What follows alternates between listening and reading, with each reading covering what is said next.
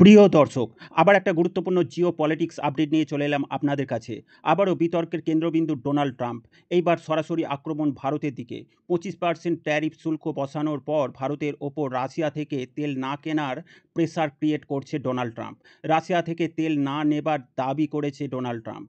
ভারত আমার কথাতেই বন্ধ করেছে রাশিয়ার থেকে তেল কেনা, এমন বিস্ফোরক দাবি করেছে ডোনাল্ড ট্রাম্প। বাস্তবে যার কোনো সত্যতা নেই। আপনি স্ক্রিনে দেখুন, এই দ্য নিউ ইয়র্ক টাইমস এর রিপোর্টটা দেখলে বুঝতে পারবেন। আমেরিকার সংবাদ মাধ্যমই ডোনাল্ড ট্রাম্পকে আয়না দেখিয়ে দিয়েছে। তবে ভারতের তরফ থেকে ট্রাম্পের এই পাগলামি কার্যকলাপের কোনো মন্তব্য না করে বলেছে, ভারত বৃহত্তর জনসংখ্যার দেশ, আর আমাদের এনার্জি চাহিদা মার্কেট থেকে কেনার অধিকার আছে। জাস্ট এইটুকুই বলেছে ভারত, কোনো বিতর্কে যায়নি। এই উত্তেজনার পিছনে কি আছে, কিভাবে বদলে যেতে পারে ভারত আমেরিকার সম্পর্ক, আজ বিশ্লেষণ করব এই আলোচ্য বিষয়। ভূ রাজনৈতিক প্রেক্ষাপট। সম্প্রতি এক প্রচার সভায় ডোনাল্ড ট্রাম্প বলেছেন, আমার কথায় ভারত রাশিয়া থেকে তেল কেনা বন্ধ করে দিয়েছে। তিনি আরও বলেছেন, ভারতের ওপর 25% শুল্ক বসাবার কারণ ভারত আমেরিকার পণ্য আমদানিতে অনেক বাধা দিচ্ছে। আমেরিকার শত আপত্তি সত্ত্বেও ভারত রাশিয়া থেকে তেল এবং সমরাস্ত্র কিনেই চলেছে। এখন প্রশ্ন হচ্ছে, এই দাবির পিছনে আসল তথ্য কী? বাস্তবতা হচ্ছে, ভারত কখনোই রাশিয়া থেকে তেল কেনা বন্ধ করেনি। ইউক্রেন যুদ্ধের পর ভারত বরং রেকর্ড পরিমাণে রাশিয়ান ডিসকাউন্টেড অয়েল কিনেছে। ভারত সরকার ডোনাল্ড ট্রাম্পের ওই মন্তব্যকে অসত্য ও বিভ্রান্তিকর বলে নাকচ করে দিয়েছে।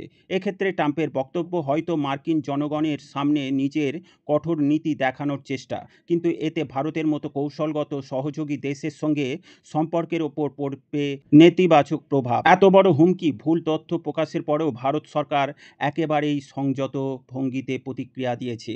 এটি ভারতের সাইলেন্ট স্টেটকার্ট বা কূটনৈতিকভাবে মেপে মেপে চলার অংশ। এর ফলে ট্রাম্পের হাওয়া ফোলানো বেলুন ফুস হয়ে গেছে। তবে রাশিয়ার প্রেক্ষাপটে ভারতের নীরবতা কখনো কখনো দুর্বল বার্তা হিসেবেও দেখা হয়।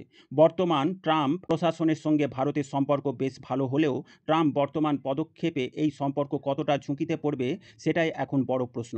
বিশেষ করে ট্রাম্প প্রশাসনের সম্ভাব্য নীতি হতে পারে রাশিয়া ও ভারতের সঙ্গে যে বর্তমান ঘনিষ্ঠতা আছে তা ভেঙে দেওয়া, চীনের বিরুদ্ধে ভারতকে আরও এগিয়ে রাখা, বাণিজ্যিক শুল্কের মাধ্যমে ভারতকে চাপে রেখে রাশিয়া থেকে দূরে সরানো।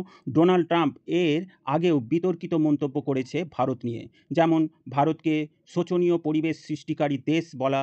এছাড়া ডোনাল্ড ট্রাম্প একাধিকবার বলেছে, ভারত পাকিস্তান যুদ্ধ বন্ধের পিছনে আমার অবদান।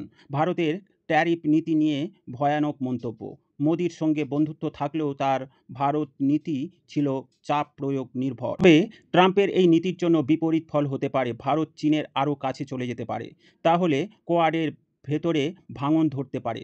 ভারতকে আরও চীনের বিরুদ্ধে ফ্রন্ট লাইনে রাষ্ট্র বানানোর চাপ বা আসবে। ভারতকে সেটা কৌশলভাবে এড়িয়ে যেতে হবে। এবং সবচেয়ে বড় কথা, রাশিয়া থেকে জ্বালানি এবং অস্ত্র নেওয়া নিয়ে সরাসরি হস্তক্ষেপ করতে পারেন না ডোনাল্ড ট্রাম্প, এবং আমেরিকা থেকে অস্ত্র কেনার জন্য 25% ট্যারিফ থেকে আরও বৃদ্ধির চাপ দিতে পারে। রাশিয়ান তেলের ওপর নিষেধাজ্ঞা চাপাতে চাইলে ভারতের শক্তিশালী অবস্থান নেওয়া ছাড়া উপায় থাকবে না। ভারতের সামনে এখন বড় প্রশ্ন, ট্রাম্প ভারতের ওপর ট্যারিফ বৃদ্ধির চাপ দিয়ে রাশিয়ার কাছ থেকে দূরে সরানো। রাশিয়া, আমেরিকা ও চীনের মাঝে ভারসাম্য কীভাবে রক্ষা করবে ভারত, সেই নিয়ে নিরপেক্ষ পদক্ষেপ। ভারতের কৌশল হবে মাল্টি অ্যালায়েন্স স্ট্র্যাটেজি, অর্থাৎ সবাইকে সামলে নিয়ে চলা, কিন্তু জাতীয় স্বার্থের ক্ষেত্রে আপোষ না করা। ট্রাম্পের মতো নেতা বারবার ভারতকে রাজনৈতিকভাবে ব্যবহার করার চেষ্টা করবে, তাই ভারতের উচিত হবে স্পষ্ট বার্তা দেওয়া। ভারতের পররাষ্ট্রনীতি স্বাধীন, ভারতীয় জনগণের স্বার্থ রক্ষা করাই ভারত সরকারের একমাত্র লক্ষ্য। রাশিয়া হোক বা আমেরিকা, আমরা জাতীয় স্বার্থকে অগ্রাধিকার দেব সবসময়। প্রিয় দর্শক, আপনাদের কি মনে হয়, ট্রাম্প এবার 25% ট্যারিফকে 60% বা 100% বৃদ্ধি করে ভারতকে চাপে ফেলার চেষ্টা করবে? ট্রাম্প কি সফল হবে রাশিয়ার সাথে সম্পর্ক বিচ্ছেদ করতে ভারতের? প্রিয় দর্শক, আপনাদের মতামত কমেন্টে অবশ্যই জানাবেন।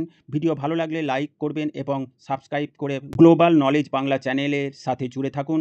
জয় হিন্দ, সকলকে জানাই আন্তরিক ধন্যবাদ।